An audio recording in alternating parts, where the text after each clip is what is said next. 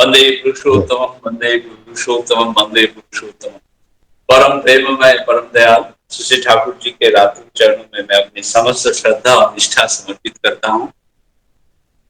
लक्ष्मी माँ श्री जगत जननी श्री बड़मा के रातुल चरणों में मैं अपनी समस्त श्रद्धा और निष्ठा समर्पित करता हूँ।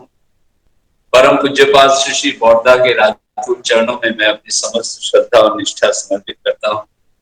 पूज्यपाद आचार्य देव श्री दादा के रातुल चरणों में अपनी समस्त श्रद्धा और निष्ठा समर्पित करता हूँ। पूजनीय भाइयों, पूजनीय अवित एवं ठाकुर परिवार के सभी के रातुल चरणों में मैं अपनी समस्त श्रद्धा और निष्ठा समर्पित करता हूँ। श्रद्धेय राजदास जो संचालक हैं सभापति ऋतिकदा गांधीग्राम के, गांधीधाम गुजरात के, और अन्य जितने भी कर्मी दादागण युक्त हुए हैं इस सत्संग में, मैं सबों को श्रद्धापूर्ण जय गुरु प्रणाम निष्ठा जनाता हूँ। अभी मैं जब देख रहा था तो देखा भागलपुर बिहार से हमारे श्रद्धेय ऋतिकदा सुब्रतो मौलिकदा ज्वाइन किए हैं, तपोश्रवा भाई ज्वाइन किए हैं। उधर रांची से मैं, झारखंड से मैं देखा, रांची से रणवीर सिंह भाई ज्वाइन किए हैं। एक कल्पना कौशिक माँ छत्तीसगढ़ से ज्वाइन किए हैं, साहूदा ज्वाइन किए हैं, अजय कुमार साहूदा। तो ये सत्संग वास्तव में मिलन का केंद्र है, जहां पर हम लोग चाहे किसी प्रदेश के हों, कोई भी भाषा भाषी क्यों ना हो, जहां पर ठाकुर जी की बातें होती है वहां पर अनायास ही लोग जुड़ते चले जाते हैं। और अभी जैसे सोमी माँ गाई कि पता नहीं आपने हम लोगों को किस रंग में रंग दिया है, लगता है अपने ही रंग में आपने हम सबों को रंगा दिया है। अनजान में ही हम लोग कैसे कैसे हे रामा आपके रंग में रंग है, हम लोग को मालूम नहीं है। उनकी दया है, उनकी दया है। एक माँ एक दिन सुबह में एक छोटे से बच्चे को लेकर ठाकुर जी के पास में आई। वो बच्चा स्कूल ड्रेस पहना हुआ है, पीठ में बैग है।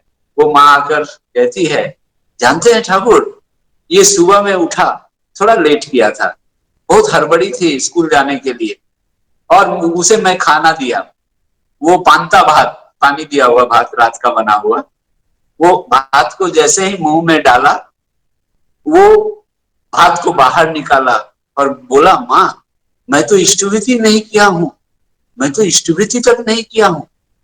माँ बोले, अरे इष्टवृत्ति नहीं किए हो, जाओ इष्टवृत्ति करो। इष्टवृत्ति किया और बोला, हमको ठाकुर जी के पास ले चलो। छोटा सा बच्चा बोला, ठाकुर जी के पास ले चलो। स्कूल जाने के रास्ते में ठाकुर जी के पास में आकर वो माँ कहती है, आज मेरे बच्चे के साथ ऐसा हुआ। तब ठाकुर जी जब अपने स्नेह विगलित दृष्टि से उस बच्चे को देखे तो बच्चा बोला, नहीं ठाकुर, चावल का एक दाना भी मेरे अंदर में नहीं गया है, मैं अंगुली डालकर सबको वॉमिट कर दिया हूँ, मैं सबको वॉमिट कर दिया हूँ ठाकुर, चावल का दाना मेरे पेट में नहीं गया है, मैं इष्टवृत्ति करना भूल गया था ना। ठाकुर हंस करके बोले, रंग धोड़ेছে रंग धोड़ेছে, मैंने रंग पकड़ रहा है। उस बच्चे के मन में ये जो निष्ठा है कि प्रत्येक दिन सुबह उठकर जीवन का पहला काम इष्टवृत्ति करना है, और इस इष्टवृत्ति के रंग में ठाकुर जी के रंग में वो रंगता चला जा रहा है। जैसे एक कच्चा आम होता है, जब पकता है तो धीरे धीरे पीला हो जाता है, तो हम लोग कहते हैं अब उस आम में रंग चढ़ रहा है, अब वो आम थोड़े दिन में पक जाएगा। उसी तरह ठाकुर जी के पथ में चलते चलते रंग चढ़ता है, और वो रंग है प्रेम का रंग, वो रंग है आनंद का रंग, वो रंग है शांति का रंग। अभी श्रद्धेय भास्कर दा, अब उससे पहले मानुषी घोष माँ भी बहुत सुंदर भजन किए, सुनकर मन आनंद से उद्वेलित हो उठा। दोनों ही अहमदाबाद के थे, दोनों माँ लोग। देखिए यहाँ कलकत्ता में बैठकर गुजरात के दादाओं का याजन सुन रहा हूँ, माताओं का भजन कीर्तन सुन रहा हूँ। अभी थोड़ी देर पहले मैं बरासात के साथ में था, बरासात में मैं याजन कर रहा था कलकत्ता में, अभी गुजरात में हूँ, कल सुबह उड़ीसा के साथ रहूंगा और रविवार के दिन चंडीगढ़ में रहूंगा। तो ये जो भास्कर दा बोले, ठाकुर जी की बातें करने में ही आनंद है, उनकी बातें सुनने में ही आनंद है। और पूज्यपाद श्री बौद्धा जो बोले रेवती दा को कि तुम ठाकुर जी की बातें बोलना, कभी मनुष्य को ये मत बोलना कि तुम्हें दीक्षा लेना चाहिए, तुम्हें दीक्षा लेना होगा। स्वतः भाव से उसके मन में इस आग्रह की सृष्टि करना कि वो बिना दीक्षा लिए जिससे रह ही नहीं सके, वही प्रकृति पक्ष में याचन।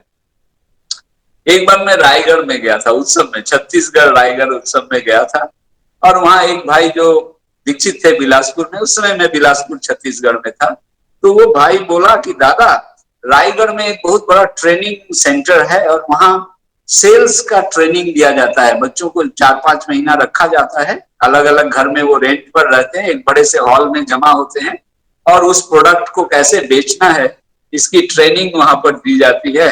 दादा आप तो रायगढ़ चल रहे हैं, चलिए ना उस ट्रेनिंग सेंटर में हम लोग चलते हैं, ठाकुर जी की बात करेंगे। हाँ ठीक है भाई चलो। जब मैं उस ट्रेनिंग सेंटर में गया तो देखा एकदम बच्चे ही बच्चे हैं, बच्चे हैं, बच्चियां हैं, the age group of 18 years to 25 years। तो मुझे देखकर मन में बड़ी प्रसन्नता हुई। मैं सोचा कि एक साथ इतने बच्चे हैं यहाँ पर बैठे हैं, युवक युवतियां बैठी हैं। मैं ठाकुर जी को प्रणाम किया, प्रतिच्छवि रखा ठाकुर जी का, और समवेत प्रार्थना हुई, और प्रार्थना के बाद सत्यानुसरण पाठ हुआ। कोई भी दीक्षित नहीं थे वहां, और वहां पर मुझे कहा गया कि दादा आप थोड़ा याजन करिए, ठाकुर जी की बातें बोलिए। पता नहीं ठाकुर जी की उस दिन क्या दया हुई थी, ठाकुर जी की क्या दया हुई थी। मैं करीब करीब 45 मिनट तक वहां पर याजन किया, और याजन करने के बाद मैंने पूछा कि आप लोगों को ये बातें कैसी लगी। सभी ने समवेत स्वर में कहा जी सर बहुत अच्छा लगा। हम बोले जिनको अगर अच्छा ना लगा होगा वो इस हॉल से थोड़ा बाहर जा सकते हैं। तो कोई नहीं गया, मेरा कॉन्फिडेंस और बढ़ गया। उसके बाद मैं बोला अच्छा जिस पथ पर मैं चला हूं पिछले 42-43 वर्षों से, आप लोगों को कैसा लगता है कि मैंने तो सही किया था ना। सभी लोगों ने कहा हाँ सर आपने बिल्कुल सही किया। और उस समय लेकिन मेरी उम्र तो 13 वर्ष की थी। श्रद्धे मास्टर दा आते थे, मल्लिक बाबू आते थे, और वो ठाकुर जी की बातें कहते थे। माँ पिता जी दीक्षा लिए थे और मुझे भी प्रेरणा दिए दीक्षा के लिए, तो मैं दीक्षित हुआ, सहज सरल भाव से चला। और आप लोग तो 18 साल से 25 साल के उम्र के हैं, आप लोग तो समझदार है, एडल्ट है। आपके मन में क्या होता है? तो सब लोग बोले कि हम लोगों के मन में भी इच्छा जगती है कि आप जिस तरह से ठाकुर जी को लेकर चल रहे हैं, हम लोग भी ठाकुर जी को लेकर जिससे चले। हम बोले पक्का, तो बोला एकदम पक्का। हमने ठीक है। फिर सबको आचमन का जल दिया गया, वो कागज सबको दिया गया, सबके पास तो पेन था, सभी ने अपना अपना दीक्षा पत्र पढ़ा और उसमें सिग्नेचर किया। और इस तरह से श्री ठाकुर जी के सतमंत्र से वो लोग दीक्षित हुए। और जब दीक्षा पत्र को काउंटिंग किया गया तो 948 लोग थे। उस हॉल में 948 युवक युवतियां थे from every part of the country. Bharatvarsh के करीब करीब सभी राज्यों के बच्चे वहां पर ट्रेनिंग लेने के लिए गए थे, 3-4 महीने का या 5 महीने का। तो मुझे आश्चर्य लगा, क्या ये काम मैंने किया? कभी कभी जब मैं ये सोचता हूँ क्या ये काम मैंने किया क्या, तो मुझे लगा कि नहीं, ये काम मैंने किया नहीं, मेरे अंदर वो सामर्थ्य नहीं है। मैं ये ऐसा क्या बोल सकता हूँ जिससे एक आदमी के मन में विश्वास पैदा हो, एक आदमी के हृदय में एक ट्रांसफॉर्मेशन हो, एक आदमी के हृदय में ये भाव पैदा हो जाए कि मैं ठाकुर जी को ग्रहण करूंगा। मेरा एक फर्म बिलीफ है, मेरा एक फेथ है, विश्वास है। याजन के वक्त मेरे प्रभु रहते हैं, याजन के वक्त मेरे प्रभु रहते हैं, और प्रभु रहते हैं बोलकर मनुष्यों के हृदय में परिवर्तन आता है, उसके इंस्टिंक्ट में परिवर्तन आता है, उसके विचारधारा में परिवर्तन आता है, उसके थॉट प्रोसेस में परिवर्तन आता है। और उस इंस्टेंट में वो उसके मन में, क्योंकि हर आदमी अच्छा बनना चाहता है ना। दुख तो जीवन सत्ता का कोई मार्ग नहीं है। हम तो सुख में रहना चाहते हैं, आनंद में रहना चाहते हैं। और जब मनुष्य के मन में यह विश्वास जगने लगता है, जगता है कि ठाकुर जी को लेकर चलने से हमारे जीवन में आनंद आएगा, मंगल आएगा। ये जो दादा बोल रहे हैं ये जरूरी मंगल पाए होंगे तभी तो बोल रहे हैं ना, तभी तो बोल रहे हैं ना। कोई बहुत लंबा चौड़ा उपदेश दे मैं नहीं देता हूँ। नॉर्मली मैं ठाकुर जी को याद करता हूँ और ठाकुर जी को कहता हूँ, प्रभु आपकी इच्छा ही है मंगल, मैं नहीं जानता कैसे मेरा मंगल होगा।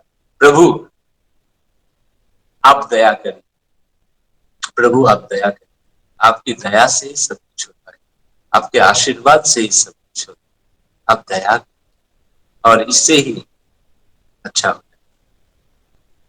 विभिन्न जगहों में गया, विभिन्न लोगों से मिला और जब कभी मैं देखा हूं, जिस तरह पूज्यपाल श्री श्री बोरदा बोले, अपने जीवन में मैं अनुभव किया हूं, जब मन में ये भाव आता है इस मनुष्य को इस तरह से याचन करना है जिससे वो दीक्षा ग्रहण करे, खाली हाथ लौटना पड़ता है।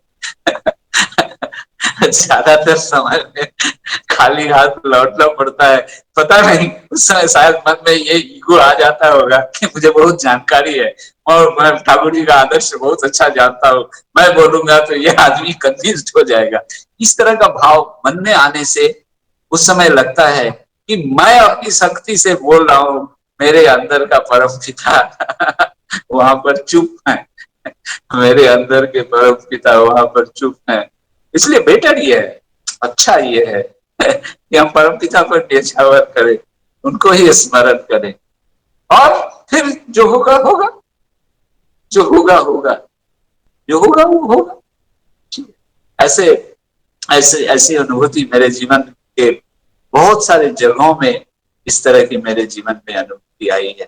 तो पूज्यपाद दादा बोले, एक दिन की घटना मैं सुनाता हूँ।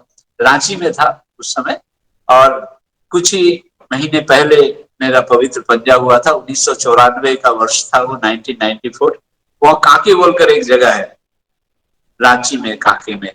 वो काकी के सत्संग में प्रथम बार मैं गया था। दुर्गा मंदिर में सत्संग होता था 3rd week of every Sunday.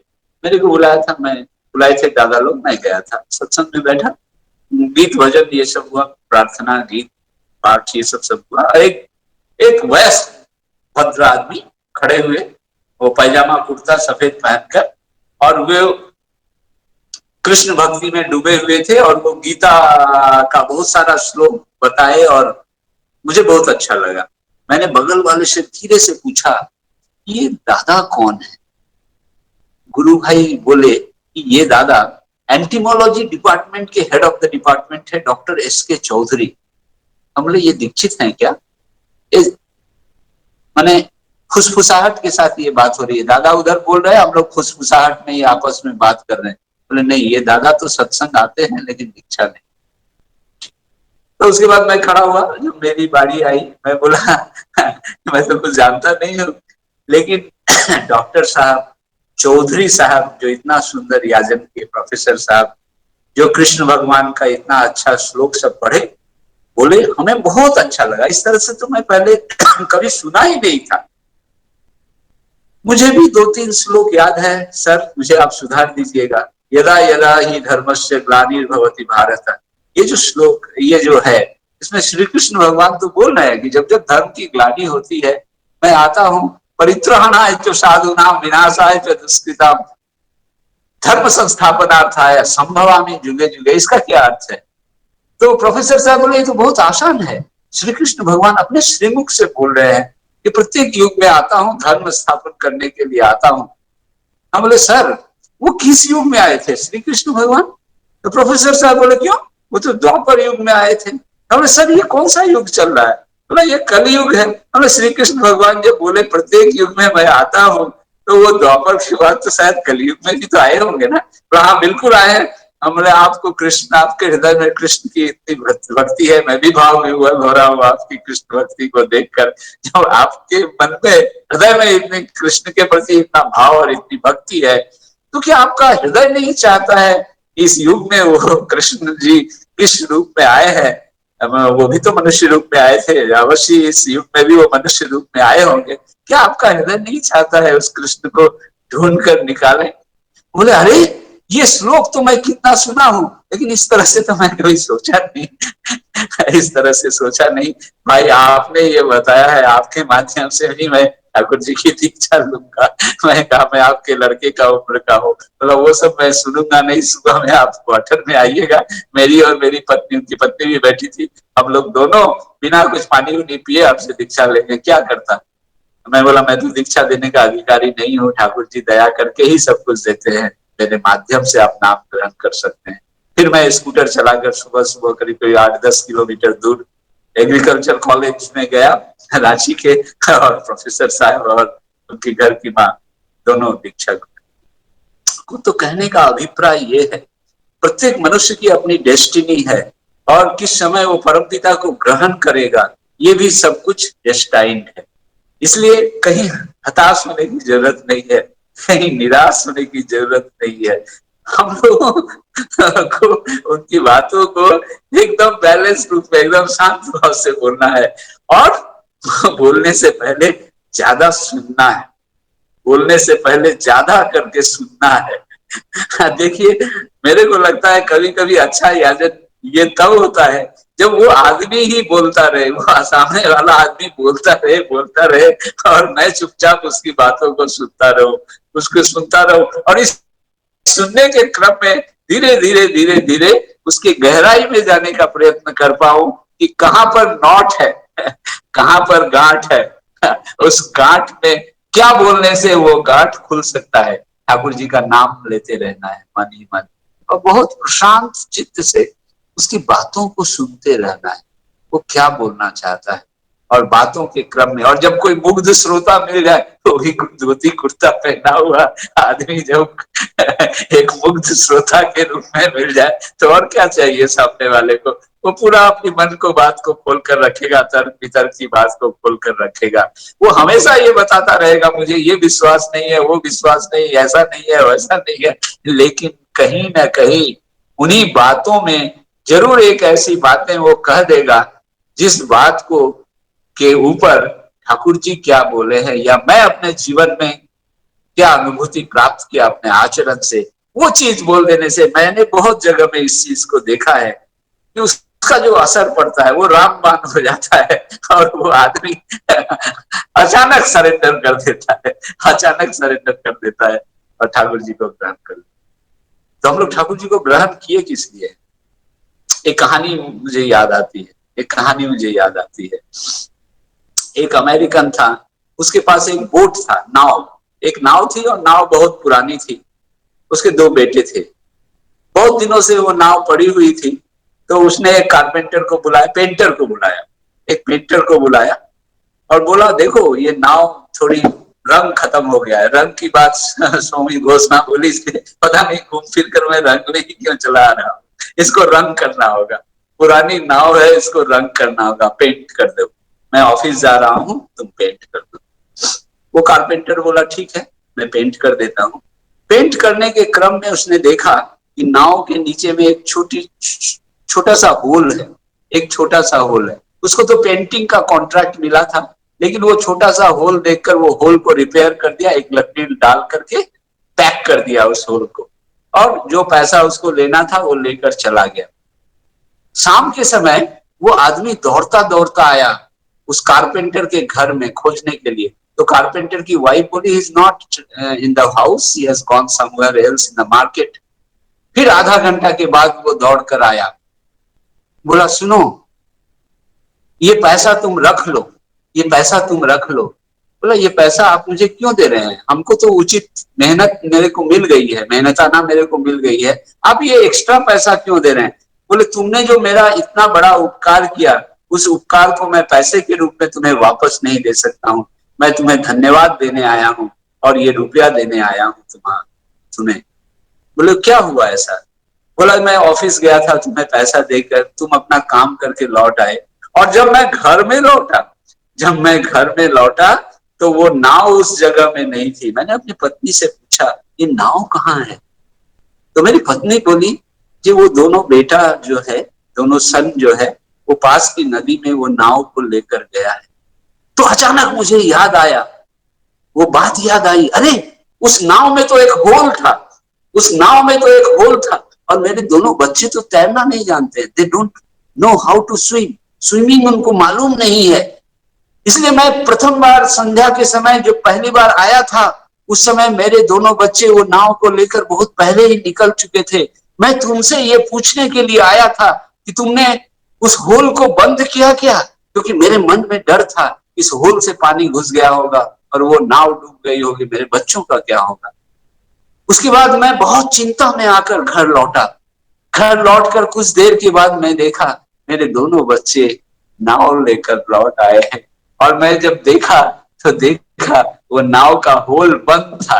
नाव का होल बंद था। तो दोबारा मैं तुम्हारे घर में लौट कर आया हूँ, वापस आया हूँ तुम्हें धन्यवाद देने के लिए और कुछ रुपया देने के लिए। तुमने जो उपकार किया, मैंने तो तुम्हें उस छेद को बंद करने के लिए कहा नहीं था, लेकिन तुमने अपने से वो कर दिया, जिसके कारण आज 2 प्राण बच गए। 2 प्राण मेरे जो दोनों प्रिय, उसके प्राण बच गए। हमारे जीवन की भी वही घटना है। कहां कहां हमारे अंदर में छेद है मालूम नहीं। पढ़ाई लिखाई करने से वो छेद तो बंद होता नहीं है, योगाभ्यास इत्यादि करने से, व्यायाम करने से, कूद फांद खेलने से भी वो छेद तो बंद होता नहीं है। लेकिन प्रिय परम को लेकर जब हम चलते हैं, जब नाम ध्यान करते हैं, यजन याजन इष्टवृत्ति करते हैं, देवघर जाते हैं, आचार्य देव का संग करते हैं, गुरु भाइयों के जीवन के बारे में जानने का प्रयास करते हैं, ठाकुर जी की पुस्तकों का अध्ययन करते हैं, उनकी वाणियों का अध्ययन करते हैं, धीरे धीरे धीरे धीरे धीरे धीरे धीरे मन में एक भक्ति का अपूर्व संचार होता है। जैसे श्रद्धेय विपिन मिश्रा का गाए, क्या अपूर्व चीज, क्या सुधा, क्या मंगल जीवन में आता है, शब्दों में हम बखान नहीं कर सकते। आप लोगों के, ये सिर्फ मेरे जीवन की घटना नहीं, ये आप लोगों के प्रत्येक के जीवन की घटना है। कभी एकांत में ठाकुर जी को याद करते हुए उन बीते हुए दिनों में जब आप लौटेंगे तो लगेगा कि मैं क्या था, और ठाकुर जी को ग्रहण करके क्या क्या हुआ, मेरे परिवार में क्या क्या हुआ, और लगेगा कि एक जैसे रक्षा कवच हमें रक्षा कर रहा है।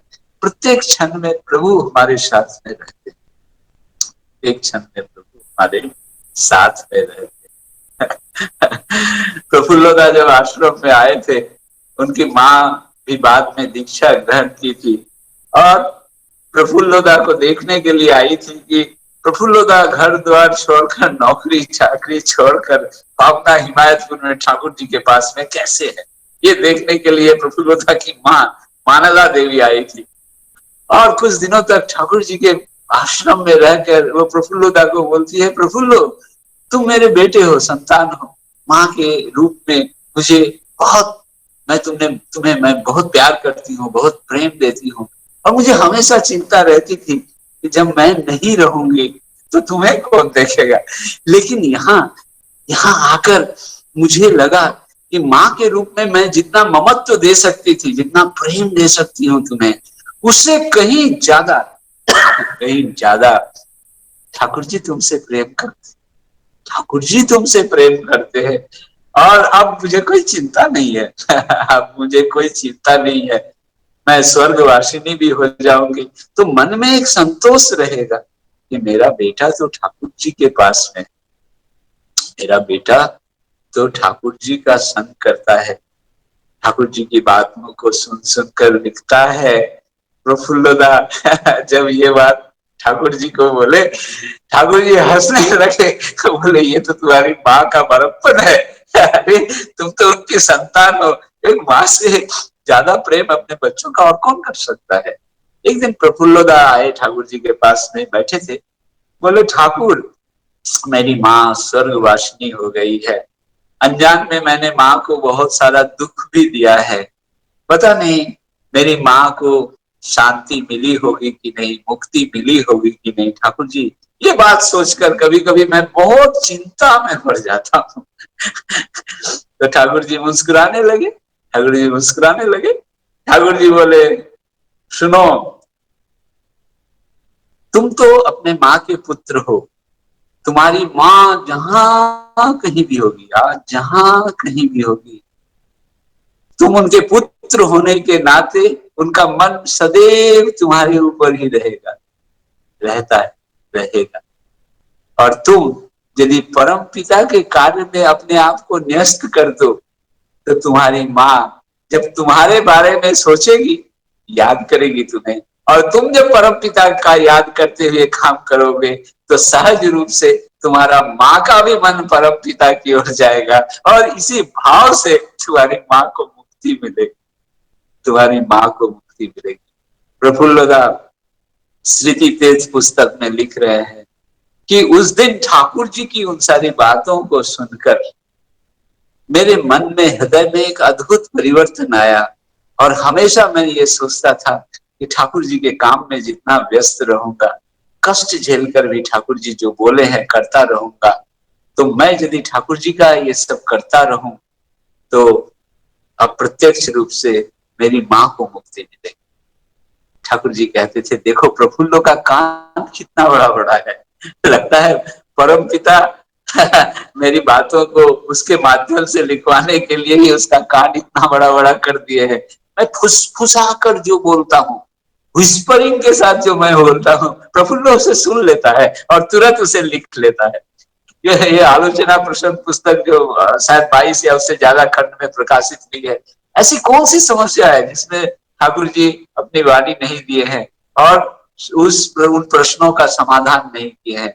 ठाकुर जी कहते थे, प्रफुल्लो इस पांडुलिपि को मेरी वाणियों की पांडुलिपि को बहुत सहीज कर रखना, बहुत सुरक्षित करके रखना, क्योंकि इन वाणियों में मेरा निश्वास प्रश्वास है, इन वाणियों में मैं जीवंत हूँ, इन वाणियों में मैं जीवंत हूँ। आज से सैकड़ों वर्ष बाद जब लोग आएंगे और वो इन वाणियों के पुस्तक की पांडुलिपि को देखेंगे, तो सहज रूप से ही उनका हृदय परिवर्तित होगा और वो सहज रूप से परम पिता को ग्रहण करेंगे। सिर्फ ठाकुर जी की पांडुलिपि और वाणी पुस्तकों को देखकर ही उनके मन का स्वामी घोषणा जो बोली, रंग बदल जाएगा उनका रंग बदल।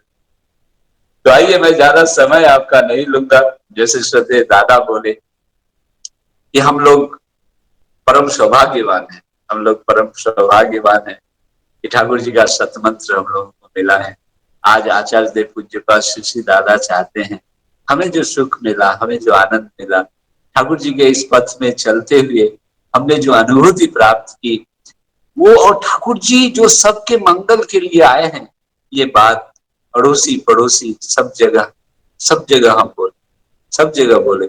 मलेशिया से एक ऋतिक दा, गोपोबंधु पात्रोदा उधर से फोन किए थे मलेशिया से कि मलेशिया 2019 के शायद सितंबर का महीना था, मलेशिया में उत्सव होगा और उस उत्सव में किसी को याजन करने के लिए भेजा जाए मलेशिया के उत्सव में। और मैं उस समय शायद बनारस गया था या कहीं गया था और बनारस ही गया था, और लौट कर जब मैं वहां पर दर्शन करने गया पूजनीय सिपाही का, पूजनीय बिंकी बाबू का, तो पूजनीय बिंकी बाबू बोले, मानस आपके पास पासपोर्ट है, वैलिड पासपोर्ट है? मैं बोला हाँ वैलिड पासपोर्ट तो है दादा। बोला आपको मलेशिया जाना होगा। मैं आसमान से गिरा मलेशिया जाना होगा। तुरंत उन्होंने कहा गोपबंधु पात्रों को बात कराओ, वो तो उड़ीसा के हैं, उड़िया है। और मैंने देखा कि श्रद्धेय बिंकी बाबू कितना सुंदर ढंग से उड़िया में बात किए और बोले मानसदा को मैं भेज रहा हूँ और मानसदा वहां पर जाएंगे। उसके बाद आचार्य देव पूज्यपाद दादा के पास निवेदन किए और हंसते हंसते बोले कि मानसदा जहाँ पर जाते हैं बहुत दीक्षा होती है मानसदा जहाँ पर जाते हैं बहुत दीक्षा होती है। मैं सोचा मेरे अंदर क्या सामर्थ्य है, लेकिन पूज्यपाद दादा के सामने ये बात वो बोल दिए। तो प्रत्येक जीवन में एक आनंद की सृष्टि वो करते हैं।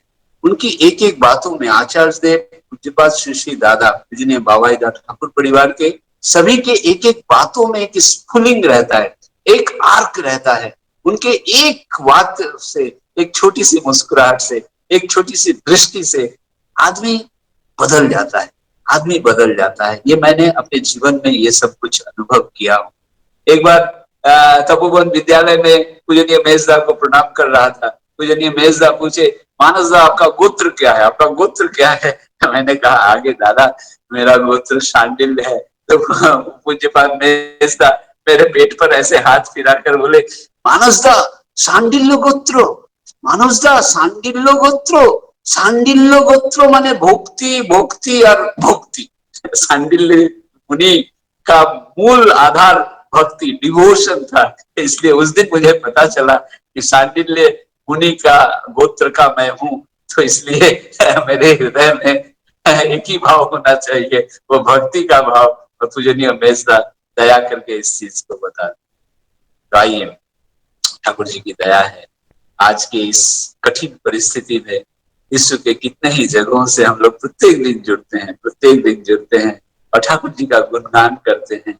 और ठाकुर जी का गुणगान करने के क्रम में जो सुनता है उसको भी आनंद होता है और जो बोलता है उसको भी आनंद होता है, क्योंकि हमारे भी इष्ट ठाकुर जी भी हैं और आप सबों के इष्ट ठाकुर जी हैं। इसलिए उनकी बात सुनने में ठाकुर जी के लिए जो कुछ भी कहा जाए वो बड़ा ही दिमाग को एक शांति पहुंचाता है, हृदय को एक शांति पहुंचाता है।